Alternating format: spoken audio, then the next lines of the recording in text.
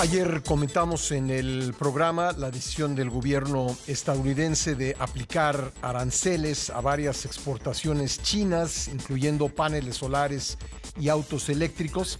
Y vamos a platicar al respecto con Juan Carlos Baker, académico de la Universidad Panamericana, ex subsecretario de Comercio Exterior de la Secretaría de Economía y negociador del TEMEC. ¿Cómo estás, Juan Carlos? Gusto saludarte. ¿Qué tal, Pascal? Muy buenos días. Encantado de saludarte desde Guadalajara, donde también tienes muchísima audiencia. Muchísimas gracias. Oye, pues cuéntanos qué repercusiones tendrá esto, digamos, sobre el clima internacional del comercio y si esto pudiera representar alguna oportunidad para las exportaciones mexicanas hacia Estados Unidos.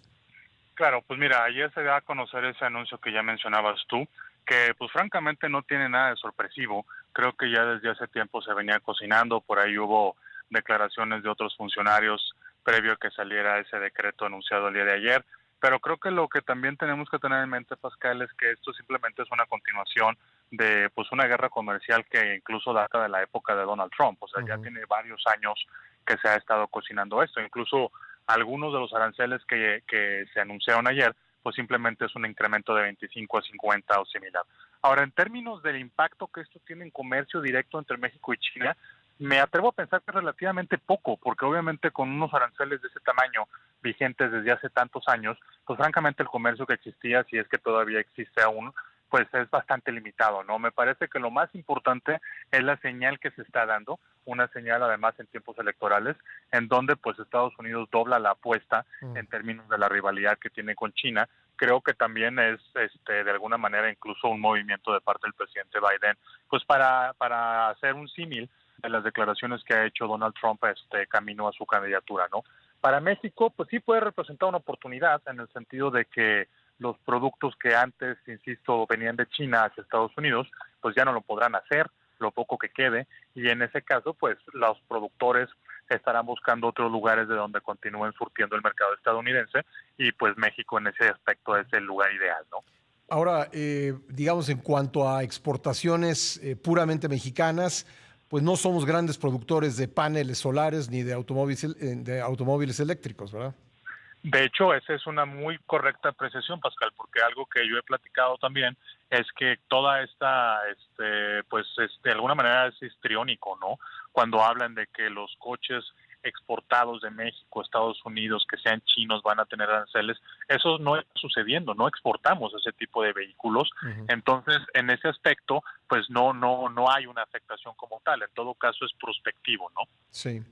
Sí, bueno, ¿y qué posibilidades crees que, aparte de estos aranceles, qué posibilidades hay de que, pues, para evitar que las industrias o los productos chinos pudieran ingresar en el mercado norteamericano y en concreto en el estadounidense por una puerta trasera, que sería México, pudiera empezar a poner algunas limitaciones a lo que se produce acá?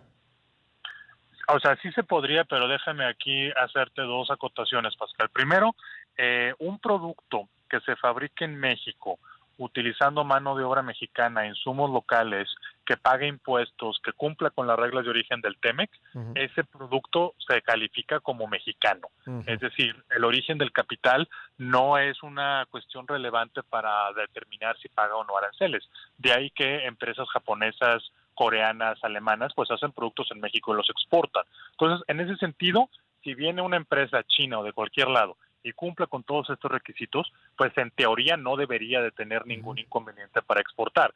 Pero bueno, aquí sabemos que la rivalidad es muy clara y que en algún momento dado, pues Estados Unidos no se ha detenido para violar sus compromisos internacionales, que es otra cosa importante, Pascal.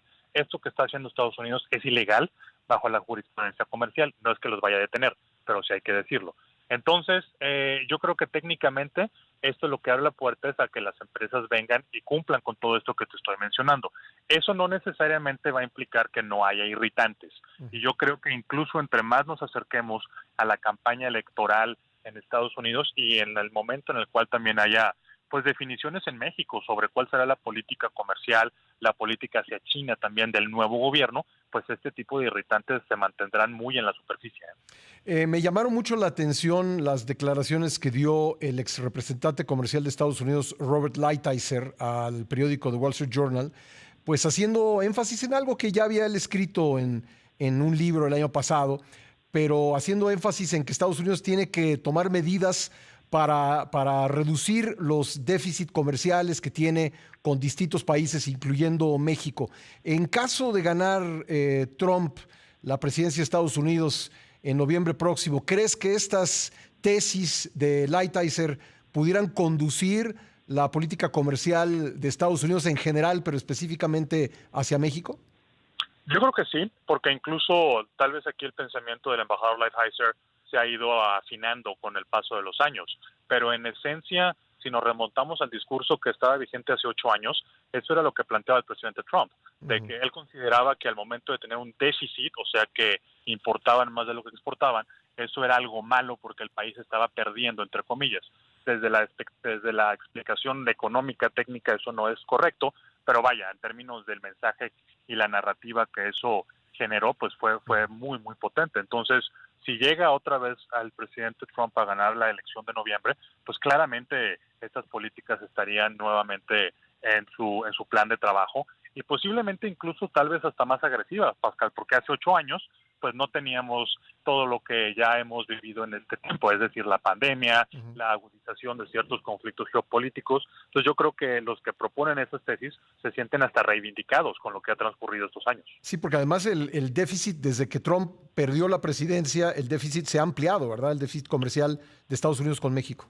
Es correcto, porque precisamente yo creo que a lo mejor ahí no le pusieron suficiente atención, pero cuando estábamos negociando el tema, que el secretario Guajardo y todo el equipo que lo acompañó, pues era claro que al momento de aumentar las reglas para que todo se tuviera que producir en América del Norte, pues las inversiones iban a venir a los lugares donde hiciera sentido, incluyendo México. Cuando vemos la comparación de costos, pues es innegable que nuestro país resulta un lugar atractivo y eso te va a redundar en un déficit. Tal vez aquí la pregunta, que no lo hace el embajador Lighthizer ni en la entrevista ni en su libro, tal vez la pregunta que se tendrían que hacer es ¿con quién prefieren tener ese déficit?